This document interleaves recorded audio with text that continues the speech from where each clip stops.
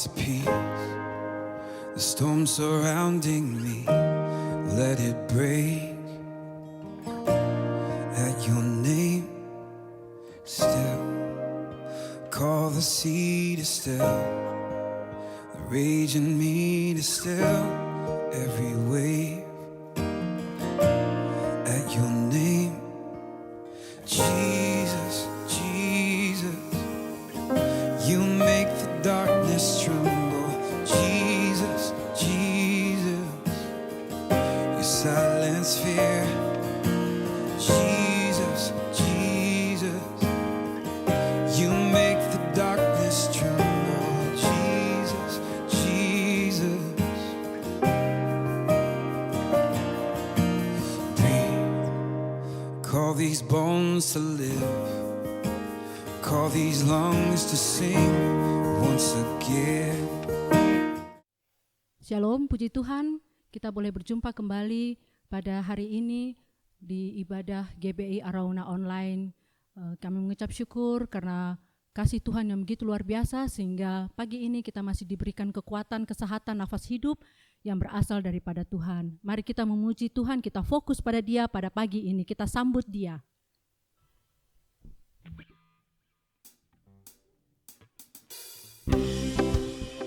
Kita tepuk tangan buat Dia pagi ini, baik yang di rumah, dimanapun. Kasih yang begitu besar, lebih kuat dari dosa. Kasih yang menemukanku, selamatkan dan pulihkanku. Naikkan syukurku, ku tak akan berhenti meninggikan namamu selalu. Benar, memuliakanmu, dibebaskan,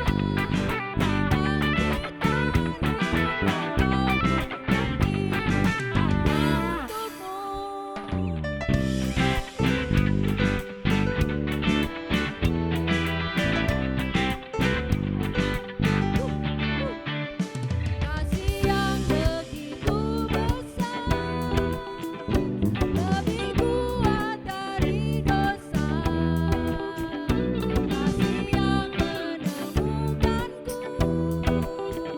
selamatkan dan pulihkanku. Naikkan syukurku, ku tak akan berhenti meninggikan namamu selalu. Benar, memuliakanmu, dibebaskan, dibangkitkan, hidup yang baru, bagi hanya untukmu.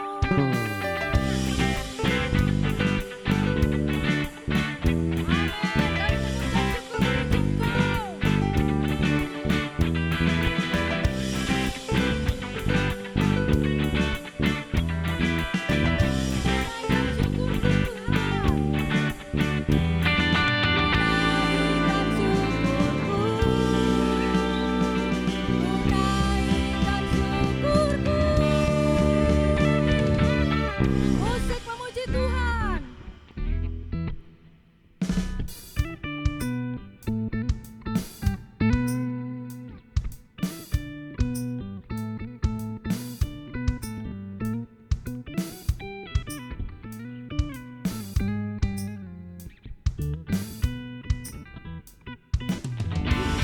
Ku tak akan berhenti memuji, meninggikan namamu selalu.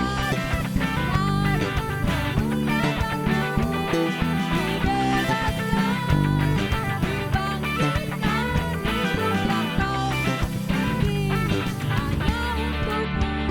Takkan berhenti meninggikan namamu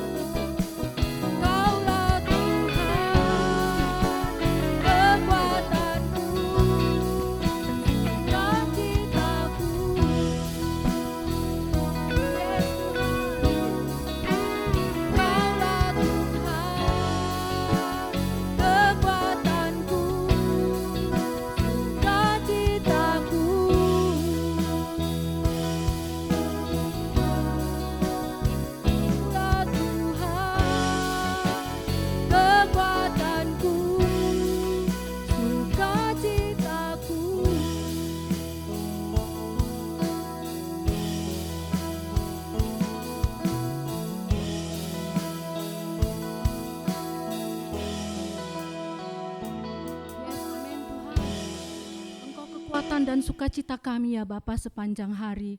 Kami mau agungkan dan kami mau katakan itu buat Engkau ya Bapa. Kami mengucap syukur ya Bapa untuk kekuatan yang berasal daripada Engkau. Engkau tetap setia kepada kami di saat kami kadang-kadang tidak setia kepada Engkau.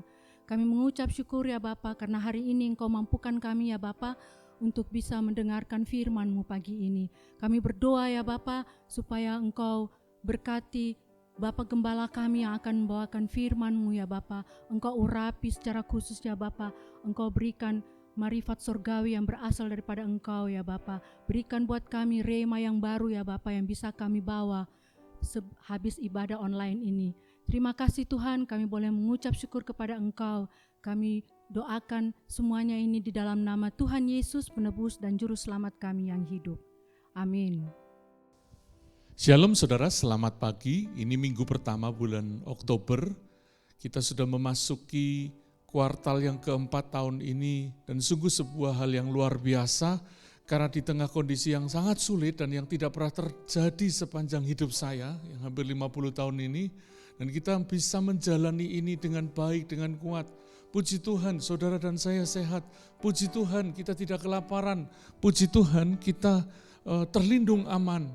Kita bisa melewati setiap kesulitan ini bersama Tuhan. Ya, puji Tuhan saudara. Nah, pagi ini di ibadah perdana di bulan ini saudara, saya tergerak menyampaikan ini kembali. Beberapa hari yang lalu saya terbangun pagi-pagi, teringat kembali tema bulanan, tema tahunan, bukan tema bulan, tema tahun kita.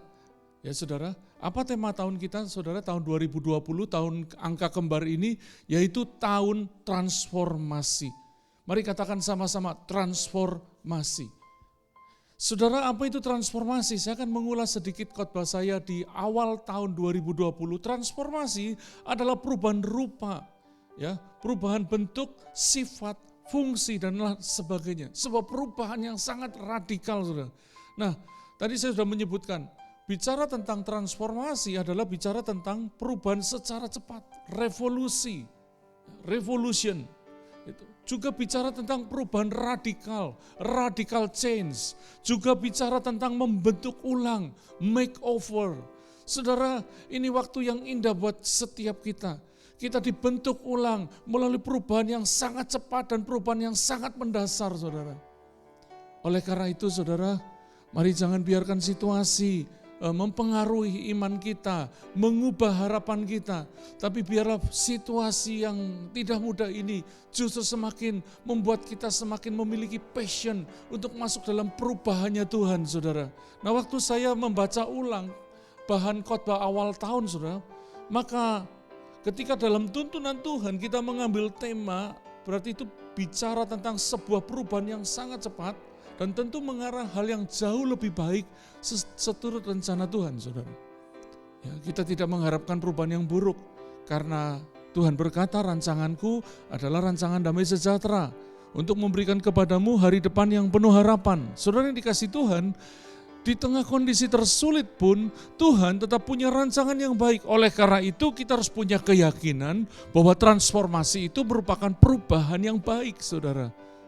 Sekalipun lewat hal-hal yang sulit dan cukup menyakitkan, saudara. Nah, saudara, kenapa saya berani berkata bahwa Tuhan itu mengerjakan segala sesuatu kepada kebaikan, sekalipun seringkali kita tidak mengerti. Saya mau buktikan, saudara, di dalam Roma 8 ayat 28, itu ayat hafalan kita, di situ dikatakan bahwa Allah turut bekerja dalam segala sesuatu untuk mendatangkan kebaikan bagi mereka yang mengasihi Dia, yaitu bagi mereka yang terpanggil sesuai dengan rencana Allah, sesuai dengan rencana Allah, saudara. Oleh karena itu, kita harus menekankan perubahan yang menuju kebaikan itu sesuai dengan rencana Allah. Karena jalan Tuhan bukan jalan kita, rancangan Tuhan bukan rancangan kita, rencana Tuhan bukan rencana kita. Apa itu rencana, saudara? Rencana itu bicara tentang maksud, tujuan, konsep, acara, program. Itu rencana, saudara. Nah, ini menarik, saudara. Ketika kita membuat rencana, maka itu bukan sekedar sebuah kalimat, bukan sekedar slogan, saudara. Rencana itu jauh melebihi kata-kata. Kenapa, saudara? Ya, karena di dalam rencana itu ada sesuatu yang jauh lebih besar dibanding yang bisa kita katakan. Demikian juga dengan rencana Tuhan. Ada jauh yang lebih dari sekedar bisa kita bayangkan dan pikirkan. Karena rencana Tuhan itu rancangan yang besar, dahsyat, dan tidak terselami oleh akal pikiran manusia. Bahkan di dalam kondisi yang sulit pun, Tuhan tetap punya gambaran besar buat hidup kita. Oleh karena itu, saudara, pastikan untuk kita tidak melewatkan bahwa kita hidup di dalam rencananya Tuhan. Nah, saudara yang dikasihi Tuhan, kita membaca kembali ayat tema tahunan yang terambil dari Yesaya 43 ayat 21. Saudara, di Yesaya pasal 43 ayat 21 dikatakan, umat yang telah kubentuk bagiku akan memberitakan kemasyuranku. Yesaya 43 ayat 21. Umat yang telah kubentuk bagiku akan memberitakan kemasyuranku. Saudara, engkau yang baru bergabung di acara ini, selamat datang, selamat bertemu. Inilah Arauna, gereja yang kita kasihi, saudara. Gereja di mana Tuhan memberi kita visi yang besar. Oleh karena itu, di tengah tekanan dan tantangan, saya tidak pernah menyerah. Saudara yang dikasihi Tuhan, tadi ada kata kubentuk bagiku. Berikan diri untuk dibentuk oleh Tuhan, saudara. Berikan dirimu dibentuk oleh Tuhan. Atau yang lain akan membentuk hidupmu. Berikan hatimu kepada Tuhan. Atau yang lain akan mengambil hatimu. Berikan hidupmu kepada Tuhan. Supaya tidak ada tempat bagi yang lain untuk beracara bagi hidupmu. Sehingga setiap kesulitan yang kita jalani itu tetap ada di dalam rencana Tuhan. Setiap kelimpahan, sukacita, berkat itu pun tetap ada di dalam rencana Tuhan, saudara. Saudara, saya mencatat sebuah catatan penting ini, saudara. Tadi dikatakan kalau kita memberi diri kita dibentuk oleh Tuhan, maka umatku yang telah, ada kata telah kubentuk, dikatakan bagiku akan, ada kata akan. Jadi pastikan kau telah, sehingga kau akan menerima kata akan ini. Akan apa, saudara? Memberitakan kemasyuranku. Katakan memberitakan kemasyuranku. Saudara yang dikasihi Tuhan, kalau kita melihat bahwa hidup adalah sebuah perjalanan dan sebuah cerita. Hidup adalah sebuah perjalanan dan sebuah cerita. Ini yang saya catat di dalam catatan renungan ini. Jangan biarkan kita membuat cerita hidup yang salah bagi diri sendiri. Berikan dirimu untuk dibentuk oleh Tuhan, supaya ketika engkau telah dibentuk, maka Tuhan akan memakai saudara dan saya untuk kemasyuran namanya. Saudara, masih ada 3 bulan untuk kita merefleksi diri dan memikirkannya kembali dan kemudian memperbaiki apa yang salah di sepanjang tahun ini. Saudara, karena Allah itu punya rencana, tadi kita katakan bahwa sesuai dengan rencana Allah, maka kita perlu tahu rencananya itu, agar kita tidak hidup dalam pengembaraan yang tanpa tujuan. Ada banyak orang hidupnya mengembara tanpa arah, tanpa tujuan, dan tidak tahu untuk apa dia harus kerjakan. Kenapa? Karena dia tidak hidup di dalam rencana Allah, saudara. Saudara yang dikasihi Tuhan, kita akan lanjut. Itu tadi baru intro, kita mengulas kembali tema transformasi yang terambil dari ayat tahunan tadi. Bahwa Tuhan mau mengubah kita secara radikal dan kemudian membentuk ulang kita supaya kita bisa memberitakan kemasyuran namanya. Hari ini saya memberi judul khotbah, karena tadi bicara rencana Tuhan, maka kita perlu bimbingan dari Tuhan. Bimbingan dari Tuhan, itulah judul khotbah hari ini. Mari kita buka ayat tema khotbah pagi ini. Dan biar ini masuk di dalam roh kita, menguasai hati kita. Hari ini kita juga mengingat karya Kristus di atas kayu salib. Melalui perjamuan kudus, selain peringatan, itu juga tanda persekutuan. Di mana ketika kita nanti makan roti dan anggur, kita akan bersekutu dengan tubuh dan darah Yesus. Ketika kita menjadi satu dengan Yesus, maka kita akan menerima bimbingan demi bimbingan, saudara yang dikasihi Tuhan. Di dalam Amsal 29 ayat 18 dikatakan, bila tidak ada wahyu, menjadi liarlah rakyat. Berbahagialah orang yang berpegang pada hukum. Bila tidak ada wahyu, menjadi liarlah rakyat. Nah, di dalam bahasa Inggris, maka kata liar tadi, maka rakyat binasa. Kenapa banyak orang hancur? Karena dia tidak punya wahyu. Apa wahyu? Waktu saya belajar, ternyata wahyu atau bahasa lainnya visi, ini bukan sekedar visi pribadi, tetapi prophetic vision, visi prophetic. Itu sebuah bimbingan ilahi dari Tuhan. Dan dikatakan bila tidak ada wahyu, bila tidak ada visi, maka rakyat binasa, maka menjadi liarlah rakyat. Saudara, sungguh kita perlu bimbingan dari Tuhan. Dan dilanjutkan tadi, berbahagialah orang yang berpegang pada hukum. Nah, kita akan membahas dua ini, saudara. Wahyu dan hukum atau aturan, saudara. Dua hal penting ini, biar awal bulan ini menjadi tuntunan bagi setiap kita. Karena bila tidak ada wahyu, menjadi liar rakyat. Dan dikatakan berbahagialah orang yang berpegang pada hukum. Kita perlu berpegang pada hukumnya Tuhan. Pertama, tentang wahyu. Apa itu wahyu, saudara? Saya membuka ayat tadi, membacanya di dalam terjemahan bahasa Indonesia sehari-hari. Apa itu wahyu? Bangsa yang tidak mendapat bimbingan dari Tuhan menjadi bangsa yang penuh kekacauan. Jangan sampai kekacauan demi kekacauan yang terjadi, demo sana sini, karena kita tidak mengikuti bimbingan Tuhan, saudara. Kita perlu mengikuti bimbingan Tuhan. Saudara, bangsa kita memiliki dasar negara yang sangat kuat.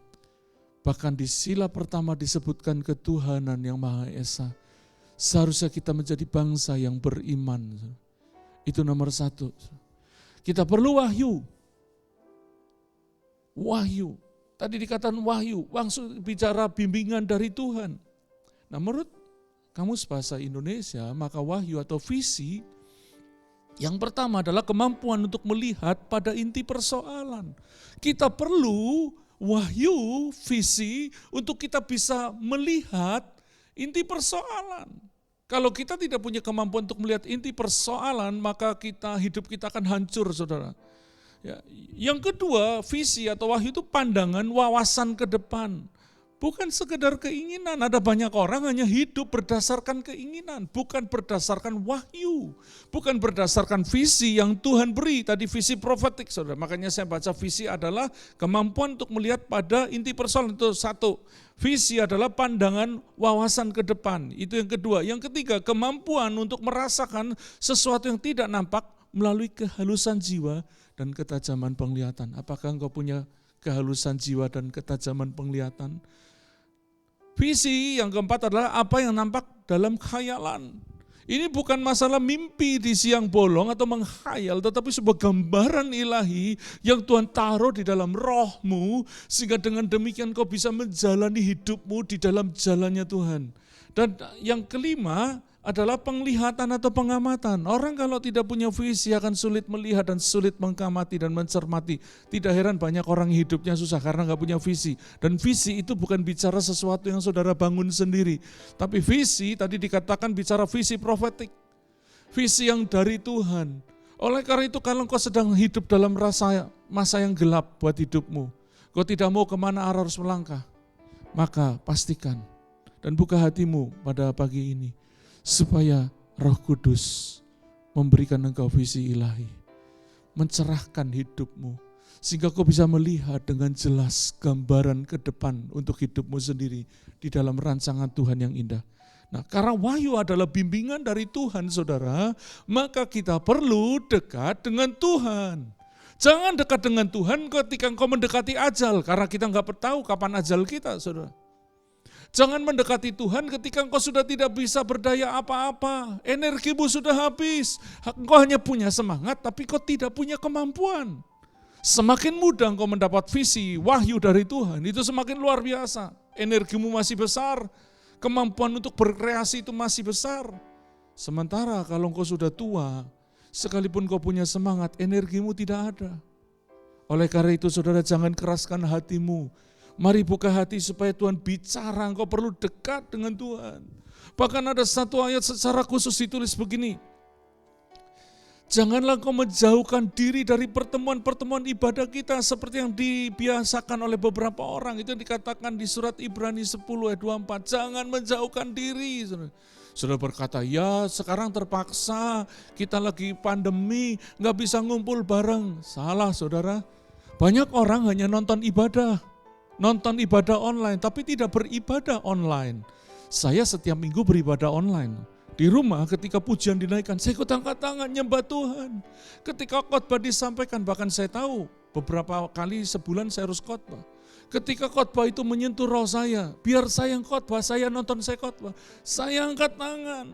Saya membuka hati untuk Tuhan berkarya dan bekerja. Tahukah saudara ketika engkau sedang melihat siaran ini, Tuhan sedang hadir, sedang bekerja karena seturut firman-Nya di mana 2-3 orang bersekutu di dalam namaku. Aku ada di tengah-tengah mereka. Saudara, jangan anggap remeh ibadah online. Kita online karena kita tidak sengaja online. Kita sengaja online memang secara rekaman kita buat karena keadaan yang tidak memungkinkan kita berkumpul. Saudara, saya harus katakan ini, dari awal pandemi kita mulai tidak ibadah secara onsite. Kita online. Saya sudah berkata kepada istri saya yang juga hamba Tuhan, saya tidak yakin kita bisa Natalan di 2020 seperti biasa. Dan ternyata saudara, apa yang saya tangkap dari awal di bulan 3, ternyata itu benar-benar sedang kita alami. Kita tidak bisa tahu prediksi kapan akan berakhir, tapi kita bisa mengatur diri kita untuk bersekutu bersama Tuhan. Paulus satu kali berkata, sekalipun aku tidak hadir secara jasmani, tapi dalam roh aku hadir bersama kalian. Apalagi kita masih tatap muka lewat online seperti ini. Mari saudara, ibadahlah setiap minggu di rumahmu masing-masing. Bahkan di saat engkau bersekutu dengan tubuh dan darah Yesus, engkau perlu mempersiapkan diri. Jangan saudara enggak mandi, enggak rapi, saudara duduk di tempat tidur seperti engkau cuma nonton sinetron. Ini bukan sinetron, ini ibadah saudara. Tuhan hadir. Tuhan hadir. Saya setiap minggu merasakan kehadiran Tuhan di ibadah online kita. Mau siapapun yang khotbah, bahkan saya ikut ibadah online sekolah minggu, saya pun dilawat Tuhan. Minggu lalu ketika ada satu guru sekolah minggu sharing tentang Ayub, saya disentuh Tuhan. Tuhan kau ajaib. Engkau luar biasa. Ada satu hal yang menyegarkan roh saya. Ini bukan main-main saudara. Oleh karena itu saudara, mari kita dekat Tuhan. Supaya engkau bisa mengerti rencana Tuhan. Semakin kau dekat dengan Tuhan, saudara, kau semakin mengerti isi hati Tuhan. Saudara yang dikasih Tuhan, tadi dikatakan wahyu. Tanpa wahyu, rakyat binasa. People will perish. Satu wahyu. Tadi saya bilang 2 poin, wahyu dan hukum. Yang kedua, tadi berpegang pada hukum. Engkau punya wahyu, itu perlu. Tapi engkau juga perlu berpegang kepada hukum. Berpegang kepada firman Tuhan. Dikatakan ketika tidak ada wahyu menjadi liar rakyat. Wahyu itu arahan buat hidupmu, tapi berpegang kepada hukum adalah tanggung jawabmu pribadi. Engkau yang harus melakukannya dengan sungguh-sungguh. Wahyu dari Tuhan, tapi taat adalah urusan pribadi kita masing-masing saudara. Tadi dikatakan berbahagialah orang yang berpegang pada hukum, bukan berpegang kepada visi. Banyak orang punya visi tapi tidak berpegang kepada hukum, hidupnya enggak berbahagia. Nah, kalau saudara membaca di Alkitab, kata berbahagia itu selalu berhubungan kata diberkati. Selain happy, saudara juga diberkati oleh Tuhan. Saudara, banyak orang mengukur berkat itu hanya dari materi dan kuantitas. Tapi Alkitab menyatakannya itu beda lagi. Saudara. Saya mau bagikan kebenaran ini. Ketika engkau berpegang kepada hukum, dikatakan engkau akan diberkati. Ada satu ayat di Mazmur 133 dikatakan, ketika kita duduk diam bersama dengan rukun, itu seperti berkat itu seperti embun yang dari gunung Hermon, yang turun ke atas gunung-gunung Sion. Dikatakan sebab kesanalah Tuhan memerintahkan berkat kehidupan untuk selama-lamanya. Saudara semua katakan ini, berkat itu bukan materi. Engkau bisa punya materi tapi engkau tidak diberkati. Engkau bisa punya kelebihan apapun tapi engkau tidak diberkati. Kenyataannya orang yang lebih banyak secara materi, lebih hebat secara fisik, hidupnya tidak lebih bahagia. Kenapa? Karena mereka tidak diberkati. Saudara, ketika engkau diberkati, maka yang dimaksud dengan berkat menurut kitab suci adalah kehidupan, kuasa ilahi yang Tuhan beri dalam hidupmu. Dan melaluinya engkau bisa berhasil. Tadi dengan berkat kehidupan. Apa itu kehidupan? Saudara, kehidupan itu memiliki beberapa arti. Dari bahasa asli saya tidak perlu kupas, saudara. Kalau saya kupas nanti kita malah lebih banyak belajar bahasa Ibrani dan Yunani. Tapi saya mau ambil arti dari kata kehidupan. Ternyata kehidupan dari bahasa aslinya mengandung arti hijau dan segar. Itu bicara tumbuh-tumbuhan. Bicara tentang mengalir, hidup, segar dan jernih itu bicara air. Kehidupan itu seperti air yang mengalir. Air yang tidak mengalir, tidak jernih. Saudara pergi ke laut mati, engkau akan menemukan saudara, airnya justru mematikan semua yang hidup. Tidak ada ikan, tidak ada kehidupan. Asinnya luar biasa, karena kadar garamnya di laut mati 10 kali air laut yang ada di negara kita, di berbagai negara. Bicara tentang kehidupan itu bicara tentang hidup dan aktif, bicara tentang hidup. Bahkan ada satu yang seru, waktu kata hidup itu dimaksud itu penyegaran kembali, seperti pada musim semi. Saudara, ketika musim semi datang, maka semua yang gugur di musim dingin dan di musim panas itu bertumbuh kembali. Makanya banyak orang pergi ke Jepang untuk lihat bunga sakura di musim semi. Karena ketika di musim gugur, pohon sakura tidak indah, rontok. Tapi ketika kehidupan itu masuk, maka ada penyegaran kembali, sama seperti hidupmu. Ketika engkau berpegang kepada hukum, maka kehidupan Allah akan bekerja. Engkau mulai segar kembali, rohmu segar kembali, jiwamu segar kembali. Bahkan karena roh dan jiwa yang dibangun kembali, aktivitasmu menjadi juga dipenuhi kehidupan. Pekerjaanmu, bisnismu, pelayananmu. Saudara, mari tangkap visi Tuhan dan kembali berpegang kepada hukum Tuhan. Kita jangan ukur hidup kita dengan orang lain. Banyak orang berkata begini, Kak, buktinya dia jahat, nggak taat, hidupnya lebih banyak berkat. Karena saudara ukur dari materi. Tapi seberapa banyak orang bahkan yang sedang nonton siaran ini, depresinya lebih berat daripada orang yang nggak punya duit. Depresinya lebih berat daripada orang yang mukanya jelek, saudara. Saudara, engkau bisa poles fisikmu sedemikian rupa, tapi hatimu hampa. Engkau bisa punya banyak harta dan materi, tapi hatimu kosong. Jiwamu merana dan penuh dengan rasa sakit. Saudara, Alkitab adalah firman Tuhan dan benar-benar kebenaran. Ketika Alkitab berkata berkat itu bicara kehidupan, jangan lewatkan pagi ini engkau menangkap kehidupan Allah itu. Sudahkah kita benar-benar mengalami bahagia menurut karena berkat Allah tadi, yaitu kehidupan? Rindukah engkau mengalami kehidupan Allah pagi ini? Mari kita membentuk ulang lagi lewat tahun transformasi ini. Engkau mengalami perubahan yang radikal. Saudara, kita perlu mendapat bimbingan dari Tuhan dan hidup di jalan-jalannya. Ini dua hal ini yang akan membuat kau terus kuat bertahan seperti Raja Wali yang terbang tinggi. Minggu lalu kita telah mendengar bagaimana ketika umat Tuhan dituntun masuk ke padang gurun, saudara. Dituntun dan mereka kemudian menghadapi sebuah perhentian. Dan kita sudah belajar ketika tiang awan, tiang api tidak bergerak. Bukan berarti Tuhan tidak ada di situ. Itu waktu terbaik. Engkau memelihara kewajibanmu. Itu yang kami lakukan. Itu yang saya pribadi lakukan di waktu sulit. Tetap memelihara kewajiban kepada Tuhan. Saudara, mari kita baca kembali di ayat tema kita, saudara. Agar itu menyegarkan kita. Ayat tema tahun ini. Ya. Tadi kita butuh wahyu dan berpegang kepada hukum. Tapi mari kita refresh ulang. Dikatakan umat yang telah kubentuk bagiku akan memberitakan kemasyaranku. Saya percaya tahun ini engkau akan menjalani, melewatinya dengan penuh kemenangan. Karena engkau memberi dirimu dibentuk oleh Tuhan. Sehingga kau bisa memberitakan bahwa Tuhan itu baik, Tuhan itu benar. Saya tahu ada beberapa orang tahun ini mengalami masa sulit. Saya pribadi mengalami, bahkan sempat bertanya, why me? Why us? Kenapa gereja ini yang kena Tuhan? Tapi ketika saya berserah, kepada Tuhan. Tiba-tiba Tuhan berkata, memberikan saya pencerahan, bukan berkata, Tuhan berikan pencerahan. Di Taman Getsemani Tuhan berkata, kalau boleh lewat Tuhan, tapi biar kehendak-Mu yang jadi. Dan saya ngomong, oke Tuhan, aku jalani, demi kehendak-Mu digenapi. Saya percaya, setelah rasa sakit yang kita jalani, kita bisa memberitakan kemasyhuran Tuhan. Mari saudara, dari tema hari ini tentang bimbingan dari Tuhan, kita perlu wahyu dan kita perlu taat. Kita perlu visi profetis, tapi kita juga perlu bertanggung jawab dengan berpegang kepada hukum.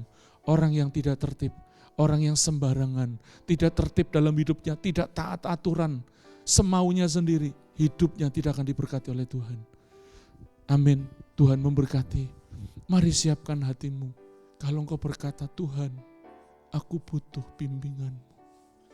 Aku butuh tuntunan-Mu. Help me God. Tuntun aku, tolong aku. Mari siapkan hatimu. Saya mau berdoa sebelum perjamuan kudus, agar tuntunan Tuhan, bimbingan ilahi turun buat hidup.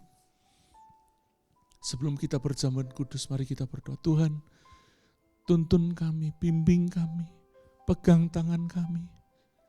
Jangan tinggalkan kami. Dan kami mau tetap taat berpegang kepada hukum-Mu. Sebentar lagi kami akan bersekutu dengan tubuh dan darah-Mu. Mari Tuhan menolong setiap kami, supaya melalui peringatan akan karya-Mu, melalui perjamuan kudus pada pagi ini, kami diingatkan kembali bahwa Tuhan tetap memberi teladan di saat tersulit. Engkau tetap memilih ada di jalur kehendak Bapa. Kami juga mau belajar dari Tuhan. Melalui perjamuan kudus ini, kami mau belajar taat kepada kehendak Bapa, agar bimbingan ilahi itu terus kami alami. Berkati setiap keluarga yang mengadakan perjamuan kudus pada pagi ini. Kami mau mengakui tubuh dan darah Tuhan melalui perjamuan kudus ini. Dalam nama Yesus. Mari siapkan hati saudara. Siapkan anggur, bagikan kepada istri, anakmu, bagikan kepada orang yang ada bersamamu pada pagi ini. Dan mari kita angkat roti di tangan kanan. Sebab apa yang telah kuteruskan kepadamu, telah aku terima dari Tuhan, yaitu bahwa pada malam waktu ia diserahkan, Yesus mengambil roti dan memecah-mecahkannya, dan berkata, inilah tubuhku yang diserahkan kepadamu. Perbuatlah ini menjadi peringatan akan aku. Percayakah saudara bahwa tubuhnya telah diserahkan bagi kita? Kalau engkau percaya katakan amin. Dan mari kita makan dengan iman dalam nama Yesus. Terima kasih.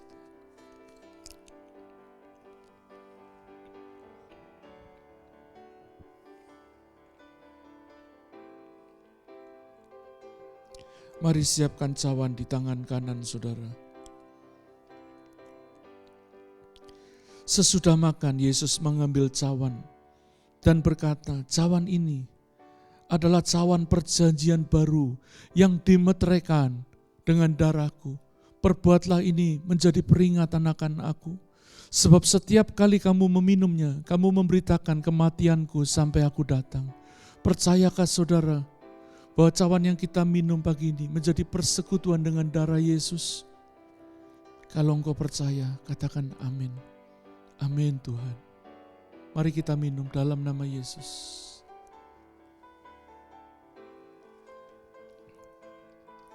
Haleluya, kami bersyukur, kami bersyukur.